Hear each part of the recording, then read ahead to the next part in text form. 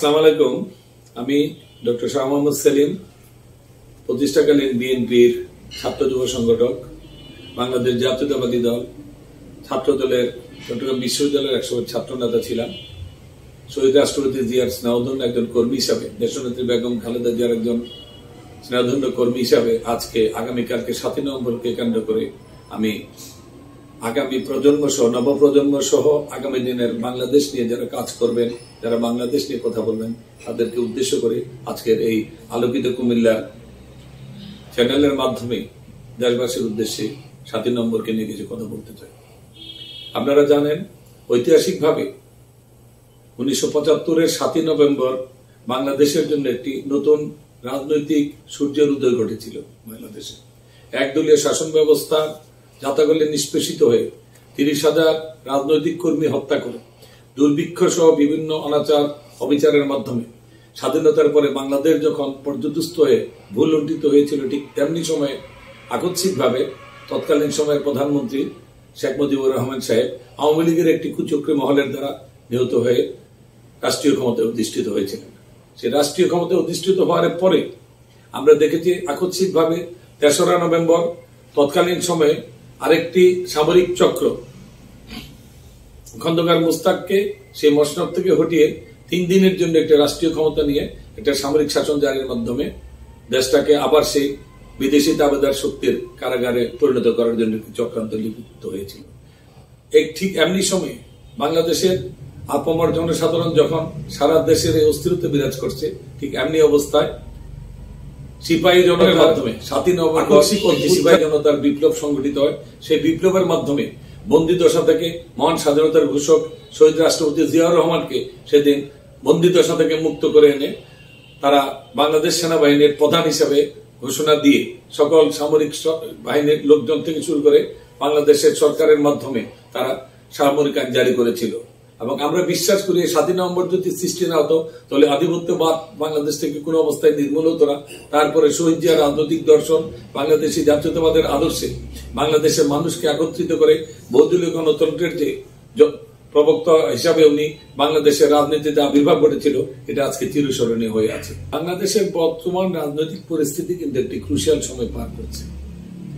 একদিকে বর্তমান অস্থায়ী সরকারের প্রধান হিসাবে ডক্টর ইউনূস সাহেব বাংলাদেশে একটি অবাধ সুষ্ঠু নির্বাচনের প্রস্তুতির জন্য ফেব্রুয়ারি মাসের প্রথমার্ধের তারিখ ঘোষণা করবেন বলে ইতিমধ্যে ঘোষণা দিয়েছেন।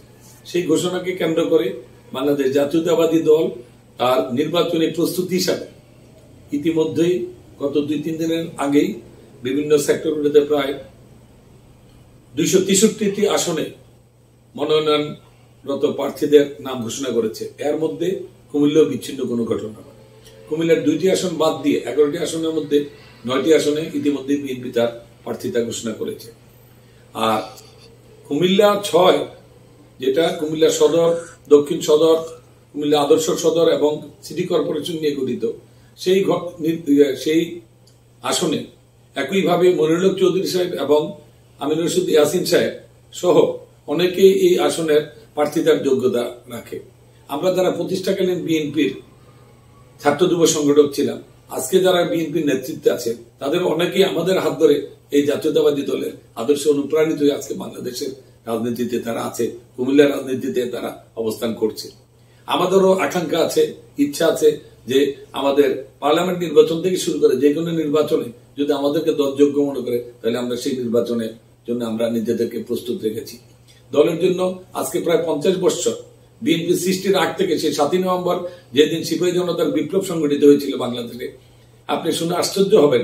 এই প্রজন্মকে আমি একটি কথা বলতে চাই, 7 তারিখ বিকেলে কুমিল্লা টাউন হল থেকে আমি তৎকালীন সময় মাত্র উচ্চ মাধ্যমিক শ্রেণীর 2nd ইয়ার একজন ছাত্র ছিলাম। সেই অবস্থায় কিন্তু আমরা প্রথম শহীদ জিয়ার সমর্থনে আমরা কিন্তু সেদিন আমরা এই কুমিল্লা রাজপথে কিন্তু 7 নভেম্বরকে স্বাগত জানিয়ে সিপাহী জনতা ভাই ভাই শহীদ জিয়ার আগমনকে আমরা সাধুবাদ জানিয়েছিলাম, জিয়াউর রহমানকে আমরা অভিনন্দিত করেছিলাম। সেটা কিন্তু একটি ইতিহাসের মতো হয়ে কুমিল্লাবাসীর মনে যারা ওই দিন যারা ছিলেন তারা জানার কথা। আজকে 7 নভেম্বর এই পটভূমিতে দাঁড়িয়ে আমি একটি কথা বলতে চাই, যে আদর্শ বা যে উদ্দেশ্য নিয়ে বাংলাদেশ জাতীয়তাবাদী দলের সৃষ্টি হয়েছিল, সেই সৃষ্টি থেকে আমিনুর রশিদ ইয়াসিন বলেন, আমি বলেন, মনিরুল হক চৌধুরী বলেন, কেউ কোনো বিচ্ছিন্ন ঘটনা না। যারা বিএনপি রাজনীতি করবেন তাদের অবশ্যই বাংলাদেশি জাতীয়তাবাদের আদর্শ এবং শহীদ জিয়ার আদর্শের প্রতি অনুপ্রাণিত দেশনেত্রী বেগম খালেদা জিয়ার প্রতি তাদের অগাধ শ্রদ্ধা এবং বিশ্বাস রেখে তারেক জিয়ার নেতৃত্বকে মেনে নিয়ে বাংলাদেশ জাতীয়তাবাদী দলের কর্মী হিসেবে কাজ করতে হবে। নির্বাচন একটি প্রক্রিয়া, সেখানে প্রতিযোগিতা থাকবে। দল যাকে ভালো মনে করে তাকে নিয়ে নির্বাচনে অংশগ্রহণ করতে হবে, তাকে নিয়ে নির্বাচনে কাজ করতে হবে। দলের সিদ্ধান্তই সর্বশেষভাবে চূড়ান্ত সিদ্ধান্ত হিসাবে বিবেচিত হবে। ইতিমধ্যে আমরা দেখেছি কিছু কিছু উচ্ছৃঙ্খলতা বা কিছু কিছু অনিয়মতান্ত্রিক আন্দোলনের নামে, প্রার্থিতা প্রত্যাহারের নামে যে কাজগুলো হচ্ছে, সীতাকুণ্ডে আপনি শুনেছেন, কুমিল্লার টুকটাক হয়েছে বা দেশের অন্যান্য অঞ্চল হয়েছে, যেগুলো বিএনপির উপরে মানসিক চাপ দেওয়ার চেয়ে বড় ক্ষতি হয়ে যাচ্ছে, বিএনপির জনপ্রিয়তার উপরে মানুষকে বীতশ্রদ্ধ করে তুলছে। রাস্তাঘাট অবরোধ করে বা রাস্তায় স্লোগান দিয়ে প্রার্থিতা প্রত্যাহারের চেয়ে আমরা যেটা বিশ্বাস করি, যদি কারো কোনো আপিল থাকে সাংগঠনিক নিয়ম অনুযায়ী ভারপ্রাপ্ত চেয়ারম্যানের বরাবর এইগুলো উপস্থাপন করে যুক্তিযুক্ত বলে আমরা মনে করি। অনর্থক জনজীবনে অশান্তি সৃষ্টি করে বিএনপির ইমেজকে ক্ষুণ্ণ করার অধিকার কিন্তু বিএনপির কোন নেতাকর্মীর আছে বলে আমি বিশ্বাস করি না। আজকে বাংলাদেশ জাতীয়তাবাদী দলের সকল নেতাকর্মীরা নির্বাচন আসলে প্রতিযোগিতা থাকবে। প্রতিযোগিতার পরও আমরা কিন্তু একটি প্ল্যাটফর্মে আমরা বিশ্বাস করি যে আমরা নির্বাচনকে এগিয়ে নিয়ে যেতে পারবো। মনিরুল চৌধুরী দেশবরণ্য একজন রাজনৈতিক ব্যক্তিত্ব। ইয়াসিন সাহেবের বিগত সময়ে অনেক ডেডিকেশন আছে এই বিএনপির, কুমিল্লা জেলা বিএনপির পিছনে। তার অর্থ হইল যে একই সিটে তো দুইজনকে মনোনয়ন দেওয়া যাবে না।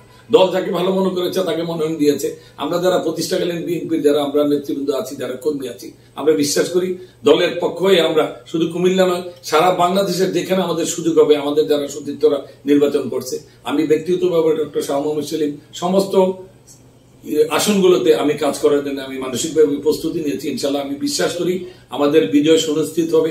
আগামী দিনে তারেক জিয়ার নেতৃত্বে একটি সুন্দর বাংলাদেশে সরকার গঠিত হবে, গণতান্ত্রিক সরকার গঠিত হবে, যার মাধ্যমে মানুষের মুখে হাসি বলবে, সেটা আমি বিশ্বাস করি। আমি একটি জিনিস বিশ্বাস করি, বাংলাদেশি জাতীয়তাবাদের আদর্শে বিগত 17টি বৎসর মানুষকে কিন্তু আমরা, এদেশের তরুণ সমাজকে কিন্তু আমরা ঠিক সঠিকভাবে আমাদের রাজনৈতিক দর্শনগুলো তুলে ধরার সুযোগ আমরা পাইনি। যেখানে আমরা প্রচেষ্টা চালিয়েছি সেখানে আওয়ামী সন্ত্রাস কর্তৃক আমরা বাধাপ্রাপ্ত হয়েছি। আজকে আপনি নিজেও জানেন, দেশনেত্রী বেগম খালেদা জিয়া বারবার কারারুদ্ধ হয়েছেন, বারবার উনি নিপীড়িত হয়েছেন। স্বয়ং আমাদের ভারপ্রাপ্ত চেয়ারম্যান তারেক জিয়া তো সেই তৎকালীন সময়ে এই কুচক্রী মহলের দ্বারা উনি কিন্তু শারীরিকভাবে নির্যাতিত হয়েছিলেন। আজকে সবকিছু উতরে সবকিছুর একটি শেষ আছে। রাজনীতি শেষ কথা বলতে কোনো শব্দ নেই। আজকে দেখুন, মহান আল্লাহর দরবারে হাজারো শুকরিয়া আমরা জানাই, দেশনেত্রী আজকে স্বচক্ষে তারপর যে নিপীড়ন হয়েছিল, তার স্বচক্ষে যারা নিপীড়ন করেছিল তাদের আজকে পরিণতি কোথায় আপনারা দেখেন। বাংলাদেশ আওয়ামী লীগের এই কুচক্রী মহলের রাজনীতি আজকে কোথায় নিষ্পেষিত হয়েছিল। বিশ্বের ইতিহাসে কোথাও এমন নদীর আছে বলে আমার জানা নাই যে পার্লামেন্টের 300 সদস্য নয়, শুধু মসজিদের ইমাম যারা আওয়ামী ঘরানা ছিল তারা সহ দেশ থেকে পালিয়ে যেতে বাধ্য হয়েছিল জনতার রোষের কারণে। আজকে 7 নভেম্বরে শুধু বাংলাদেশ জাতীয়তাবাদী দলের নেতাকর্মী সহ আমি বাংলাদেশের মানুষের প্রতি একটি আহ্বান রাখবো, আসুন সবাই মিলে আমরা দেশটাকে গড়ে তুলি। সকল ভেদাভেদ ভুলে গিয়ে দেশের মানুষের মুখে হাসি ফোটানোর জন্য বাংলাদেশ জাতীয়তাবাদী দলের পতাকা তলে সমবেত হয়ে দেশনেত্রী বেগম খালেদা জিয়ার যে আপসীম ভূমিকা, সেই ভূমিকার সাথে একাত্মত হয়ে আমরা দেশ পুনর্গঠন এবং আধিপত্যবাদ বিরোধী বা বিদেশি সকল ষড়যন্ত্রের বিরুদ্ধে বাংলাদেশের মানুষকে ঐক্যবদ্ধ রেখে একটি সুন্দর সুখী বাংলাদেশ প্রতিষ্ঠা করব।